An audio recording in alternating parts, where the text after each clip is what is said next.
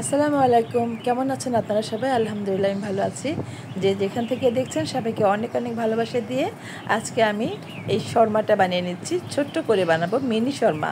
এটা আসলে বাচ্চারা খাওয়ার জন্য কত বাহানা করতে হয়, তাল বাহানা করে বাচ্চারা, তার জন্য এই আয়োজন। আমি এখানে 2 কাপ ময়দা চেলে নিলাম, আর নিয়ে নিলাম এখানে একটুখানি পরিমাণ মতো লবণ, আর 1.5 চামচের মতো ইস্ট। আমার ইস্টটা খুব ভালো, অল্প দিলে হয়ে যায়। আর দিয়ে দিলাম 1/2 চামচের মতো বেকিং সোডা। চিনি দিয়ে দিলাম 1 টেবিল চামচ। চিনিটা দিলে একটু মিষ্টি মিষ্টি লাগে আর ভালোও লাগে। আর তেল দিয়ে দিলাম আমি 2 টেবিল চামচের মতো। এটা দিয়ে আমি ভালো করে মেখে নেব। মেখে নিলে যখন দলা পেকে আসবে মুঠের মধ্যে, তখন ভাববেন যে মাখানোটা হয়ে গেছে। ভালো করে মিশিয়ে নিয়ে আমি 1 কাপ পরিমাণ কুসুম গরম দুধ নিয়েছি। নিয়ে এটাকে আমি ভালো করে আস্তে আস্তে মেশাবো। দুধটা অল্প অল্প করে দিতে থাকবো আর মেশাতে থাকবো যতক্ষণ না পর্যন্ত আমার সঠিক টেক্সচারে চলে না আসবে, ততক্ষণ পর্যন্ত আমি একটু একটু করে দিব। হাতের আন্দাজে দিয়ে যাবেন আপনারা, যারা করেন তারা তো জানেন, আর যারা করেন না তাদেরকে বলবো অল্প অল্প করে মেশাতে থাকবেন। এতে করে আপনার বেশিও হবে না, কমও হবে না। এইরকম একটু চিটচিট অবস্থায় রেখে দিব। এটাকে আমি অবশ্য আমার আজকের সময় কম ছিল, উপরে একটু তেল দিয়ে আমি রেখে দিলাম। 2 ঘন্টা রেখে দিলে ভালো হয়, কিন্তু আমার কাজের তাড়া ছিল আর আমি এই জন্য আমি বেশিক্ষণ সময় রাখতে পারিনি। প্রায় 50 মিনিটের মতো রেখেছিলাম। আর 2 ঘন্টা রাখলে অনেকটা সুন্দর ফুলে ওঠে। এটা সবসময় নান বানানোর ক্ষেত্রে আপনারা খেয়াল করবেন। তো এখানে মাংস নিয়ে নিলাম প্রায় 300 থেকে 400 গ্রামের মতো হবে, 400 গ্রামের মতো হবে। এটা মাংসটাকে আমি একেবারে হাড় ছাড়া মাংস নিয়েছি, বুকের মাংস নিয়েছি। একটু লবণ দিয়ে, একটু ব্ল্যাক পেপার দিয়ে আমি এটাকে মেখে রাখবো 10 মিনিটের জন্য। তারপরে আমি সবগুলো মশলা মাখিয়ে নেব। মশলা মাখানোটার ব্যাপারে একটু যত্নশীল হবেন, আর যত্নশীল হলে মশলাটা ভালো হয়, মাংসটা ভালো হয়, খেতে ভালো লাগে। আর খেতে ভালো লাগলে তো সব কিছুই ভালো, সাকসেস, তাই না? এখানে লবণ দিলাম পরিমাণ মতো, হলুদ গুঁড়ো দিলাম 1/2 চামচ, মরিচ গুঁড়ো দিলাম 1.5 চামচের মতো। মরিচটা একটু বেশি দেবো, ঝাল খাবো। আর ধনে গুঁড়ো, জিরে গুঁড়ো 1 চামচ করে দিয়েছি। এখানে একটু দুধ আর লেবু দিয়ে এটাকে আমি ফেটে রেখেছিলাম, সেটা দিয়ে দিলাম একটু সয়া সস, তারপরে টেস্টিং সল্ট। এটা কিন্তু অবশ্যই দিবেন, এটা না দিলে কিন্তু মাংসের মজাটা পাবেন না। দিয়ে দিলাম একটু চিলি ফ্লেক্স আর 2 টেবিল চামচের মতো কর্নফ্লাওয়ার। এটাকে মাখিয়ে আমি 10 থেকে 15 মিনিট বা 20 মিনিট রেখে দিব। এর মধ্যে আমি ময়ানটা ঠিক করে নিব, আটার ময়ানটা ঠিক করে নিব। ময়দার যে ডোটা আছে সেটা দেখব কতটুকু হয়েছে। এটাকে আমি রেখে দেবো 20 মিনিটের জন্য। আর এই মাংসটাও না আধা ঘন্টা, 1 ঘন্টা, 2 ঘন্টা এরকম যার যতটুকু সময় আছে, যদি সময়টা বাড়িয়ে দিতে পারেন মাংসটা কিন্তু অনেক মজা হয়। আমি কিন্তু ভুলে গিয়েছিলাম, আদা রসুন পেস্ট দেইনি, এখন দিয়ে দিলাম। তো যাই হোক, একটুখানি মনে হয় যে কী দেওয়া হয়নি। তো আবার এটাকে নাড়িয়ে দিয়ে আমি এটাকে ঢেকে রাখবো। ভুল তো মানুষেরই হয়, তাই না? রান্না করতে গেলে তো নানান রকমের চাপ থাকে। আপনারা যারা দেখেন তারা তো অল্প সময় দেখেন, আর আমরা যারা ভিডিও করি, ভিডিওর পিছনে অনেক পরিশ্রম করতে হয়, অনেকটা সময় দিতে হয়।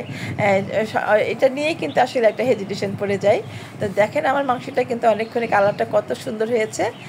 মনে হচ্ছে যে এটা ম্যারিনেট হয়েছে, তো বোঝা যায় কালারটা একটু চেঞ্জ হয়ে যায়। তো আমি একটু অল্প করে তেল দিলাম, তেল দিয়ে ভেজে নেব যদি লাগে পরিমাণ মতো। এটাতে কিন্তু বেশি তেল দেওয়া যায় না এই মাংসটাতে, যেহেতু আমি এটা শর্মার মতো বানাবো, মিনি শর্মা। সো এটাতে বেশি তেল দিলে ভালো লাগবে না। একটু পাতাকপি লম্বা করে কুচানো করে কাটা ছিল দিলাম হচ্ছে 3-4টার মতো কাঁচামরিচ, দিলাম হচ্ছে 4-5টার মতো কুচানো করে মিহি ফাইন চপ করে দিয়েছি এটা পেঁয়াজ।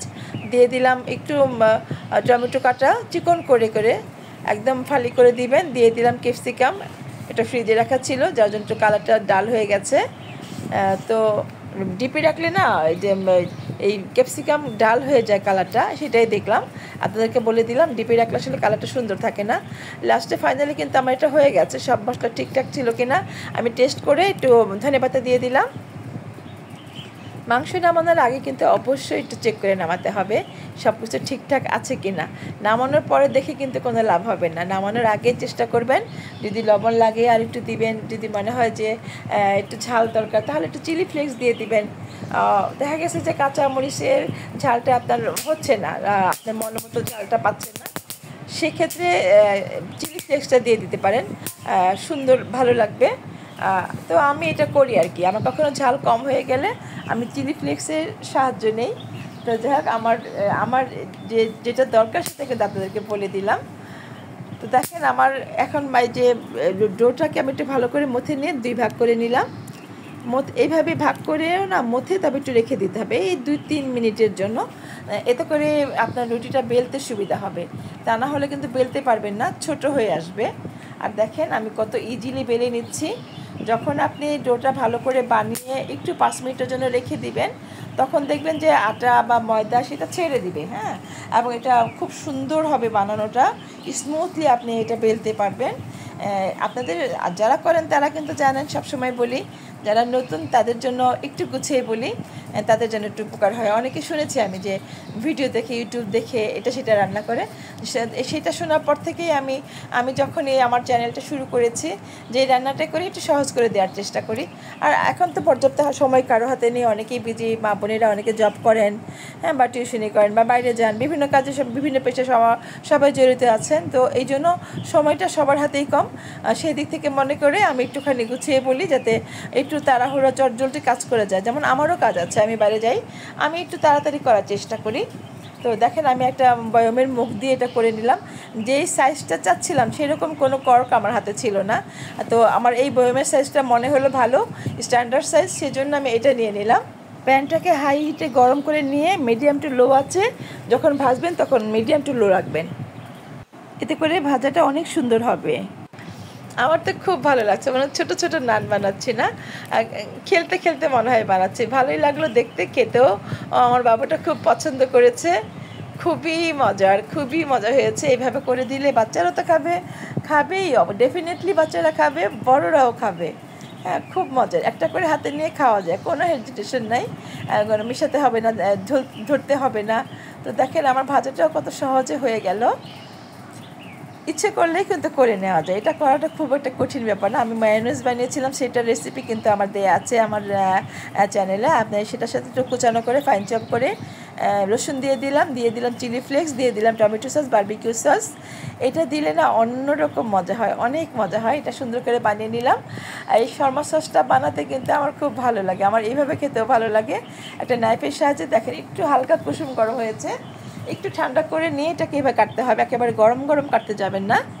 কেটে আমি একটু সেই মেশানো সসটাকে দুপাশ থেকে লাগিয়ে দিয়ে তারপরে মাংসটা মাঝখানে দিয়ে দেবো।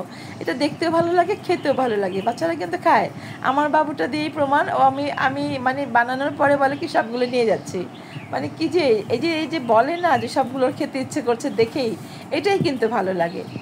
এইভাবে মাংসটা যতটুকু পরিমাণ দিতে চান সেভাবে দিবেন। ইচ্ছে করলে আপনি আরেকটু এটার মধ্যে হচ্ছে ধনেপাতা দিতে পারেন, বা ইয়ে দিতে পারেন, লেটুস পাতা দিতে পারেন, একটু সস দিতে পারেন, আপনাদের নিজের ইচ্ছে মতো করে সাজাবেন যেমনটা চান। হ্যাঁ, এই গার্নিশটা নিজের মতো করে নেবেন, আপনার বাসায় কে কেমন চাচ্ছে সেই অনুযায়ী করে খাবেন, কিন্তু খুবই মজার। আমি বারবার বলবো করবেন, করে খেয়ে তারপরে আমাকেও ছোট্ট করে একটু কমেন্ট করে বলেন কেমন হয়েছে। খুবই খুশি হব, পাশে থাকবেন। বন্ধুরা, যদি ভিডিওটি ভালো লাগে প্লিজ একটু সাবস্ক্রাইব করে দিবেন, পাশে থাকা বেল আইকনটি প্রেস করে দিবেন, যাতে যখনই নতুন নতুন ভিডিও আপলোড করব সেটা নোটিফিকেশন পেয়ে যাবেন। আর ভালো লাগলে একটু লাইক কমেন্ট করে শেয়ার করে রাখবেন। সবসময় কিন্তু সব ভিডিও পাওয়া যায় না, হাজার হাজার ভিডিওর মাঝখানে আমি সহজ করে বলেছি, আপনি যেন সহজ করে করতে পারেন। যদি আপনার কাছে একটু ভালো লাগে তাহলে অবশ্যই শেয়ার দিয়ে রাখবেন। ফাইনাল লুকটা কেমন হলো অবশ্যই কমেন্ট করে জানাবেন, আর পাশেই থাকবেন, চ্যানেলের সাথেই থাকবেন। দেখা হবে নতুন কোনো রেসিপি নিয়ে, সে পর্যন্ত সবাই ভালো থাকেন। সবাইকে অনেক অনেক ভালোবাসা দিয়ে, শুভেচ্ছা দিয়ে আজকের মতো এখানে শেষ করছি। আল্লাহ হাফিজ।